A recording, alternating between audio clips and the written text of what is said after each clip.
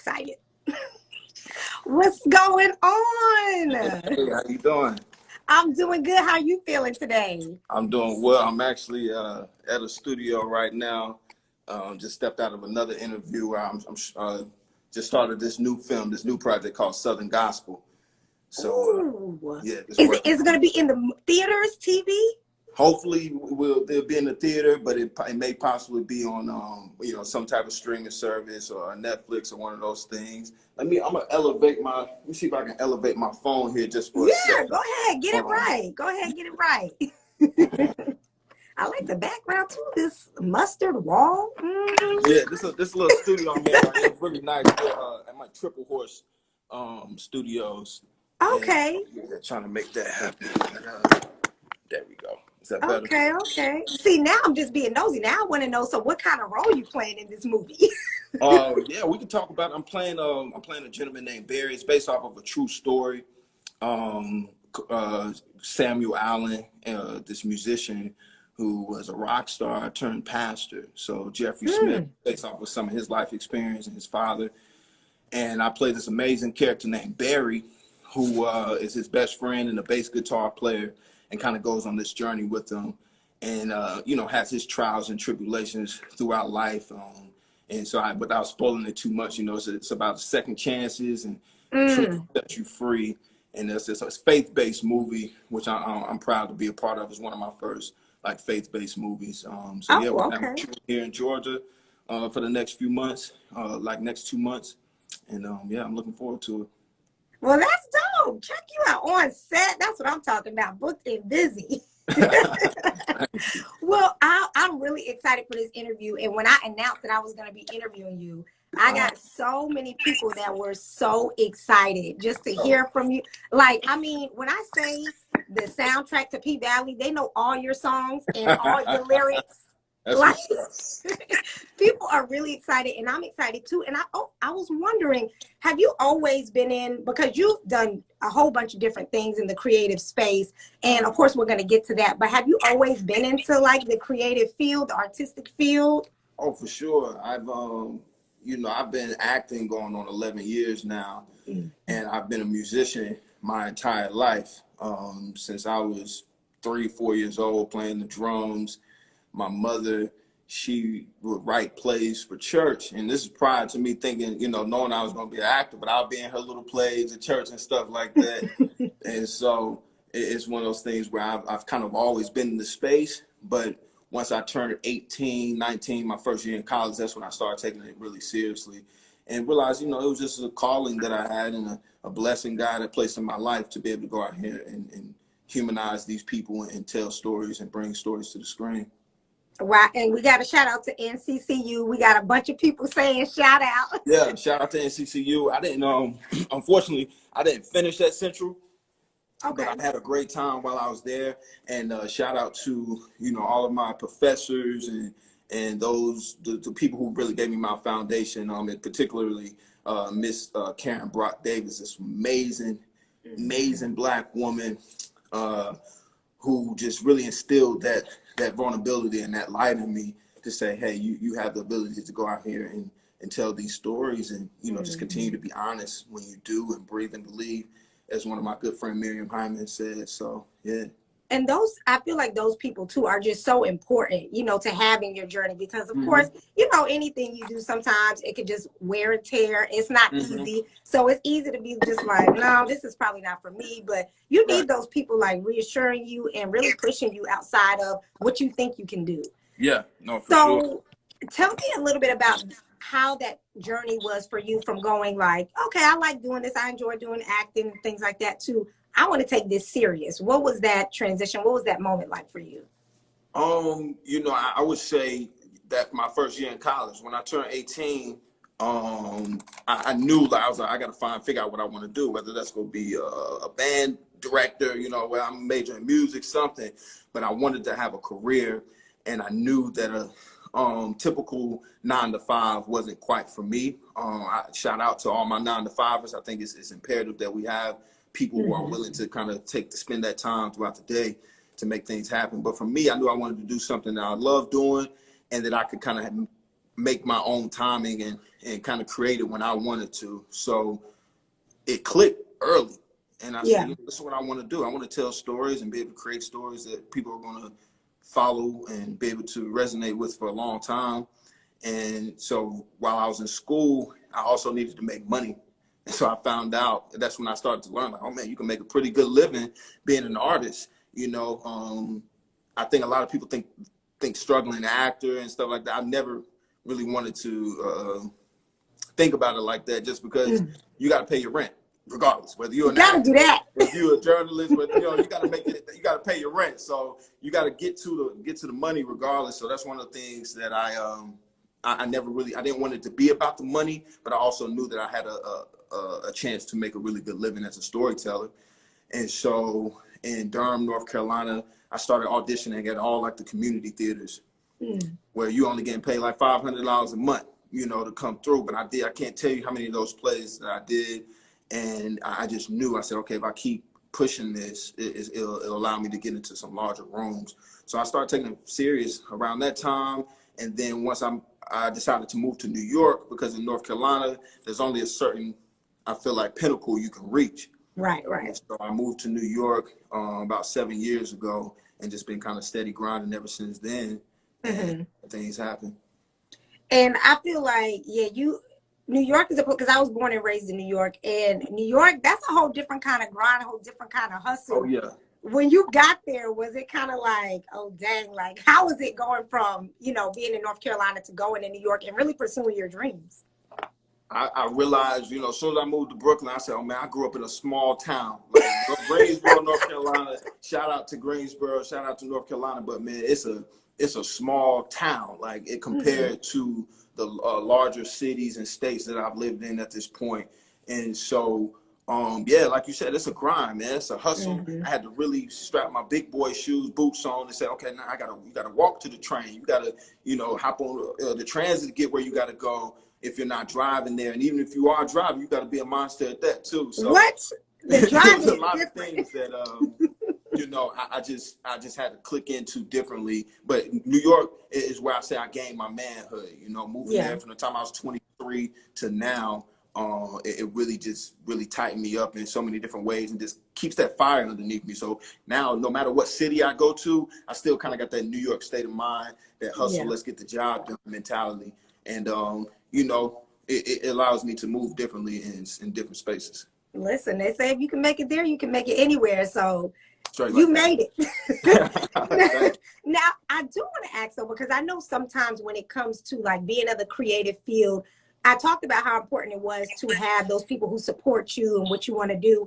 But, you know, like I said, when it comes to the creative field, sometimes there could be people, whether that be family or friends, that'll tell you, they'll place their doubts on you or make it seem like you can't make it as, you know, an actor. Like, come on, what's the plan B? Where's your suit and tie? You got to get to this job. Right. What was that ever something that occurred for you? And if it was, how did you get that doubt off of you and just keep going and do what you had to do? I would say, you know, my family has supported me 100% from the beginning, no matter what it is that I wanted to do. I never had really any doubts placed on me from my family. Obviously, there's, you know, people and colleagues, or I would say maybe some professors that I had that would try to tell you, oh, it's really hard. It's really hard. You know, kind of put fear in you. But it was one of those things. I just knew I what I wanted, and I just have this theory. You know, I read this book, but even prior to reading this book, there's this book by Malcolm Gladwell called The Story of Success. And he created that theory of 10,000 hours, right?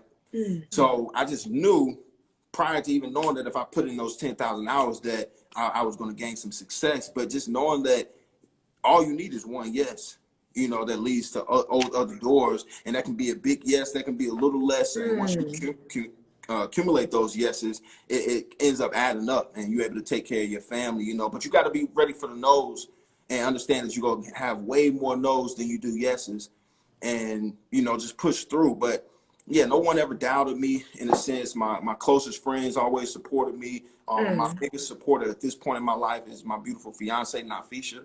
So shout out to Nafisha, because she just she upholds me in a different way. And I feel like having that support of a strong Black woman in my life It's one of those that's gotten me to where I am right now. Shout out to my mother and my sister, two other incredibly strong Black women who have really just uplifted me. And you know, no matter what anybody says, you hear their voices in your head saying, "Look, you got it, baby," or you know, going out there and kill it, do your thing. And so that's what keeps me. And then my son and my stepdaughter, you know, they just motivate me to continuously just push through and make sure I have this theory, right? That I tell them I got to bring the buffalo home. You know, you got to see me coming home with the buffalo head on my shoulders, you know, with the blood dripping off my back. You heard? So that's one of the things that that kind of really motivates me, is to take care of the fam. And yeah, nothing that anyone says will deter me away from following the dream. That's a blessing. You really gotta, you know, have that strong, solid support system.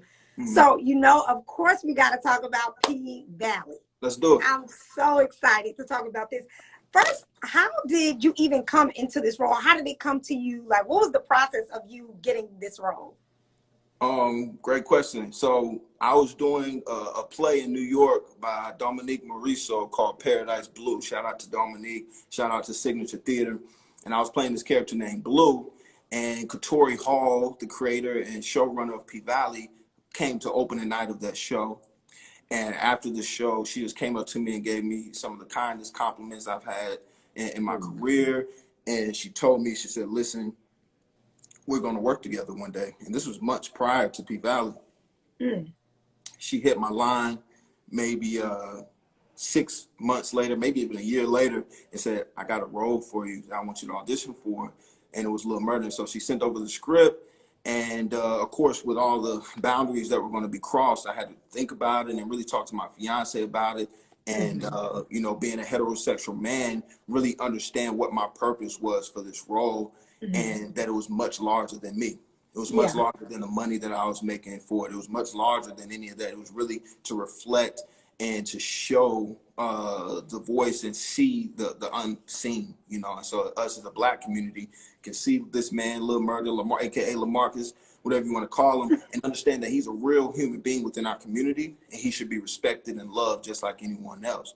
And so that's where I came at it from. And so when I went through the audition process, that's what led me. That's what pulled me. I said, man, I got to tell this story for my homies who I know live this life every day and can't be respected and receive the love that they need because of a stigma within our own community that's trash. You know what I'm saying? For real. It's trash, yo. If you can't respect somebody for who they love, and it has so less to do with what people got going on in their bedroom. That's different. It's really about just who people are connected to and who they're able to resonate with, and that's just human beings. So that was my main focus when I played Little Murder, and the role came to me, and we considered all those things, and then when it came time to shoot, you know, we killed it. Yeah, and that's what I was gonna ask too. Like, how important are, you know, having those conversations with your family, with your fiance, when you're taking on roles, particularly one like Lil Murder, who's a very layered character. How important is it to have those conversations with them? It's extremely important, you know, and that's in any character that I'm getting ready to that I get an offer on or I'm auditioning for. We have a conversation around it just to make sure that not only am I representing myself to the highest that I can, the best I can, but representing my family too. And so, and you know, for me, I just enjoy playing complex characters, you know, and bringing humanity to these characters. It's a challenge as an actor. Right. And so, but yeah, I discuss any and everything with my fiance. So especially when it comes down to the business, you know, she's very much my partner in this business, and we like to discuss everything before we make decisions. Yeah, and I think that's a responsible thing to do too, because you know, it not only is it affecting you, it's affecting her, and you know, you're as a family. So you got to do that. Got to. So how do you handle, because we know people can be nasty and people can be negative. How do you handle like criticism or things that may come your way for some people who are questioning your sexuality based on this character that you're playing? You know, I choose to, great question. I choose to indulge in the love. You know, I really, so many people ask me, have I seen this or seen that? I really try to just not even get into the hate, you know, and I understand people who may not be able to see it clearly. I think a lot of people's perspectives are clouded just because of the climate that we grew up in. And so it takes time to clear that away. And so I ain't mad at whatever you got to say, however you feel, just know that it's not the truth. And that at some point you have to find the truth within yourself to understand who Little Murder is. But as far as my sexuality, I'm very secure in who I am. And, you know, I respect who people love and how they move in that way. And so I kind of just, I sit in that, man. I don't really, anybody that has something negative to say, I kind of just, it's okay. You know, it's the ignorance that you just got to work on, but it's not getting underneath my skin. You know, I sleep very well at night, and it's one of those things where I'm just hoping that it has an impact and that people can see that if, you know, J. Alphonse Nicholson, this heterosexual man, can come and play this role and live in the truth of this character. You know, hopefully we'll allow other people to do that in real life. And what I will say is that having a little taste of the hate that comes through the homophobia in our community, I feel very, very bad, and I feel it's very unfortunate what my sisters and brothers have to go through on a daily basis in real life. You know what I'm saying? Fuck what I'm going through in the show. Imagine people who got to go through this every day. Their parents not wanting to be around them, or these, unfortunately, you know, my sisters in the community that love having gay friends and gay male friends, but don't want to accept their lifestyle. You know, it's one of those things where I was shocked, actually, homophobia within our community, especially around Black women. But like I said, I knew it was a larger purpose that I was fulfilling when I took this role. So I already knew what was going to come with it. And, you know, we don't indulge in it too much. Like I said, I made a splash here and there to talk about it. But other than that, P-Valley, we up. We got the season 2. And, you know, I'm looking forward to that. Because you know that's one of my questions. But, well, before I get into that, I just want to say I do respect you so much for just how you are able to handle that and for you stepping into this role, because not a lot of people would, just because of the community and things that they've grown up hearing, or just how they feel personally, thinking, no, I don't want people thinking I'm gay or like it's some kind of illness or something. But people are living that every day. Yeah. And I just respect you for taking on this role. And I really think, you know, hopefully this can be eye-opening for other actors and actresses who want to take on roles, but may be scared of what the outside world may think. But seeing you step into it, you know, it could really build bridges that people may not even have thought that were missing before. So big shout out to you. I mean, you are literally killing it on the show. Everybody loves Lil Murder, regardless of those comments that may come in. Everybody loves Lil Murder. So we gotta know, season 2 is coming. Do we have any kind of like dates or time frames or anything? Hey, we don't got nothing right now. You know, this COVID done shook the whole world up, man. So we just waiting. But I know Katori, she got it up there, and she's just an incredible storyteller and creator. So I know when we do have it, it's going to be something for the culture, man. We're going to be coming at y'all for another powerful season. And I'm hoping, you know, that we were able to get it back to you guys 2021, that fall time, end of the fall, you know, they have something ready for y'all and ready to go. So it just all, but the industry's picking back up. I'm finally back on set. I'm shooting a film right now. It's a lot different though. You know, we got to take COVID tests every 3 days. You got to wear a mask right up until they say action. So, you know, it's going to be a process with P-Valley because there's so much nudity and people being faces. So I'm sure we got to figure that out before we can get back on set. I'm trying to figure out in season 2, where are things going to go for Uncle Cliff and Lil Murder? Because Lil Murder kind of shaded him during his big meeting. Hey, take it how you want to take it, right? I feel like Lil Murder was just, you know, he was put in between a rock and a hard place there, man. He didn't quite know what to do. I think he was trying to figure it out for himself. Obviously, we saw that, you know, he was very he was impacted by that in a very emotional way, you know, as we saw in that last scene. But I'm not sure where Katori is going to take that story, but I know she's going to continue to let it blossom. And I think it will be important that we continue to see where that story goes, and the vulnerability and the transparency that has to come with those moments, and knowing that it's hard, man. It's hard for our brothers and sisters out here because, as you can see, you know, as I've learned, people will literally, they will. I saw this one video and it made me think. you know, this one gentleman said, shout out to him. I think his name is Santana Marley or something like that. Okay. But shout out to this brother for living in his truth. But one of the things that really stood out to me, he said, listen, man, if I would have came, he's like, why you ain't come out when you was younger and stuff like that? And he said, listen, bro, they would have killed me. The homies and you know, and so to hear him say that, to hear him say, listen, I could have lost my life for coming out, I was like, man, that really that made me, and that was prior to shooting P Valley, but it made me really understand that showing that fear and showing that not quite knowing what to do is real, you know. Yeah. So like I said, shout out to that brother, man, and living in his truth, because we have men who seemingly, who, you know, on the outside appear to be extremely masculine, and they are masculine in ways, and so they're not able to live in their truth because you automatically think, oh, you got to be hard, you got to be tough, or because you got to do whatever the case may be, you can't be the same gender loving, you can't love the same gender, and that's not true, and it's unfortunate that we give, you know, people a hard time when it comes to Yeah, I mean, and then people, they just get so caught up in who somebody loves, and I'm like, it's so much more to people than like who they are in bed with and everything like that. And at the end of the day, it's not even our business. I could go on a whole tangent about this, but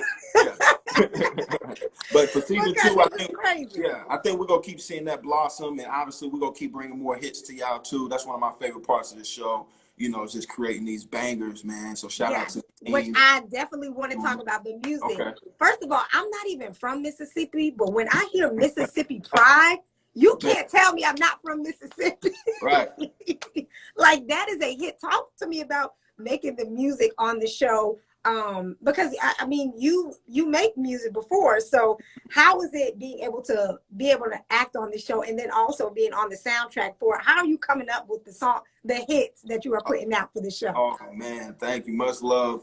So we have an incredible team, man, of some dope writers, some dope producers, engineers, and you know, everyone is in the room and collaborating. And then I come in as a performer and add my 2 cents to it, and there may be some words here and there. So I can't take credit for all the lyrics, but I can take credit for just the delivery and how we came about it. And then, you know, those little murder ad-libs, that's all me. Anything you hear popping, if it's murder, you know, it's really coming through. But shout out to, you know, the writers on that. And I'm just going to give love to one gentleman, specifically my dog, Antoine Moore, man, who goes by the name of New Money. Chef, aka Chef Tony, look him up, man. He and I got an opportunity to really build. And so, quick story with that, you know, my boy Twine, Chef Tony was a cook on P Valley, right? A chef for the craft services on P Valley. And I'm just mobbing through set one day. He's like, bro, I heard you play a rapper on the show. I was like, hell yeah. He's like, bro, I'm a rapper. Like, let me let you hear your let's play something for you.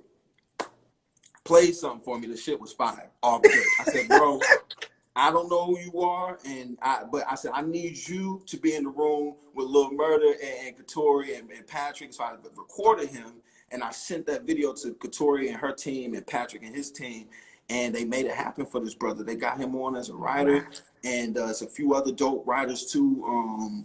That I just don't want to say their names incorrectly, but like I said, shout out to the Lil Murder team.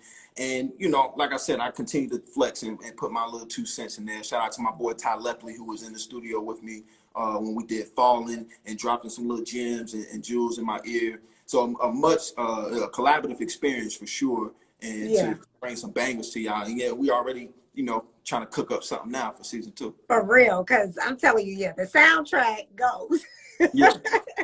So I mean, but well, even before, and we talked about some of this earlier, before P Valley, you were in, you know, a couple of different things. You've been doing this for years.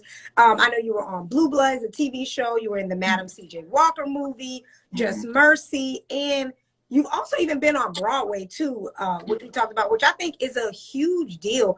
What was that experience like being on Broadway? And do you prefer like doing live on Broadway, or do you prefer doing scripted stuff? You know, I started on the stage. You know, my career started in theater, you know, for the longest time, and that's what I've done, you know, continue to do. But to be able to make it to the pinnacle, to make it to Broadway, that's huge. It's a milestone that I'm going to cherish for a long time. And I had an opportunity to portray this beautiful character named CJ Memphis, and it changed my life. You know, being able to work alongside David Allen Greer, Blair Underwood, and Blair Underwood and we also did Self-Made. So we worked together for like a span of 6 months. But we shot Self-Made in Toronto, and then we both, you know, went back to New York and started rehearsals for Soldier's Play. So being able to do at this point, you know, well, close to maybe like 60 plays throughout my career, I would say that there's like an entire different experience that comes with doing things live, and then there's an entirely different experience that comes with being on set and being in front of the camera. So, and they're both, a lot of people like to think that they're similar or they're the same, but they're two different crafts. You know, there's a different craft that comes with telling stories on film and TV than it does on stage. But I love the challenge that comes with both. But I will say that when you come from them boards, when you come from that theater, it offers a different challenge because you got to tell that entire arc at one time. It ain't no cut. It ain't no stop. You know, if you forget your line, you can't just go back and do it. So what it's done for me is really sharpened my tools and made me a better artist, I feel like. Yeah, that is a huge deal to be on Broadway. So that's amazing. And, you know, it's amazing to see you just be so versatile with all these different roles. And I know you mentioned a couple actors there. When you kind of were first getting into it, were there any actors that maybe we would know of that kind of, you know, offered advice that you still carry with you or just kind of took you under their wing? So one of my, you know, I would say as I've been going up through this industry, I've met a lot of actors. It's something that you all may not know, but I'm like a sponge, man. I feel like you can learn just as much from someone who's been doing it for 70 years as you can from somebody who's been doing it for 7 minutes, right? So you kind of just got to keep your ear in tune. And so I've always been open to a lot of people. Someone who has been a really good mentor and a friend to me, her name is Mary Louise Parker, and she's on a TV show called Weeds, where it was on a TV called Weeds. And she played the lead role on there. But that's a strange connection, right? This young African-American man and having a connection with this, you know, middle-aged, really dope white woman. But she just happened to drop a few gems in my basket. And that's why, you know, I just like to see people as human beings at times. And you don't really want to judge a book by its cover. But I've also had some just incredible people in my circle that you guys wouldn't know, but a gentleman named Joseph Mihu, another gentleman named Howard Kraft, one of my really good friends who more is a peer, but also I look at her as a mentor at times and just follow her path. Her name's Miriam Hyman, and she plays Dre on The Shop. And so, yeah, shout out to The Shine. That's my other show. Shout out to The Shop. And so Miriam, you know, she and I have kind of just bounced a lot of things off each other. And then being able to have an opportunity to work with Octavia Spencer and just being in her presence and learn so much from her. And then, like I said, David Allen Greer, Blair Underwood. But it's so many people, man, I think that I can line up. But I have some really close friends who I constantly move through this industry with. And then I have a lot of colleagues and associates who I can tap in with and build on as well. So is there any type of roles that you haven't played yet, like a certain type of character that you want to play that you necessarily haven't yet?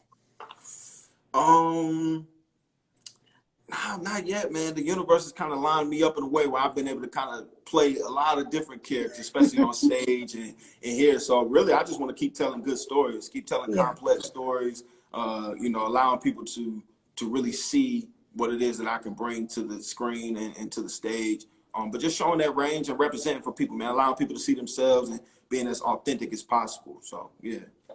And, you know, I'm not going to keep you too much longer, but I do want to ask, other than this project that we talked about that you're on set of right now, what's coming up for you? What are some other things that you may be working on that we need to know about you? Okay. Well, definitely go and follow at Southern Gospel. I posted something on my page about it today. You know, I'm going to continue I've been doing these street drumming covers, right? So I'm a drummer. Which are so bomb, by the way. Thank you. You are super talented. You used to do that in New York, didn't you? I did. Yes. In New York, playing the drums in the subway. So, you know, keep tapping into that. But Southern Gospel, man, hopefully we'll be bringing that to you guys soon. Incredible film based on a true story and just following these incredible people. So got that coming. And then, you know, you can always go back to Netflix and tap into Self-Made for those who haven't seen that. And then tap into Just Mercy if you haven't seen that, which is just an incredible film. So that's just some of the stuff I've done this year. But if you look me up, you'll see I've been doing this for a long time. I'm one of those familiar faces. When you see me, you're like, I know he was. So it's one of those things. Thank you so much for having me, and I Of really course. appreciate you inviting me on to Chop It Up. Yes, no, thank you so much. We cannot wait. I know everybody's asking about P Valley. If you came in kind of late, season 2, we don't know anything yet. We still waiting. You know, Corona got everything on hold, so we're still waiting. But we, like I said earlier, I just appreciate you being able to tell these stories, tell them so well that got people all up in their feelings. But thank you so much for sharing your gift with all of us. We wish you the best of luck with everything in the future. We'll be watching. And tell Lil Murder to stop shading out Uncle Cliff, okay? I got you. I got you. Thank you. You enjoy and good luck on set. Be safe. I will. All right. Bye-bye.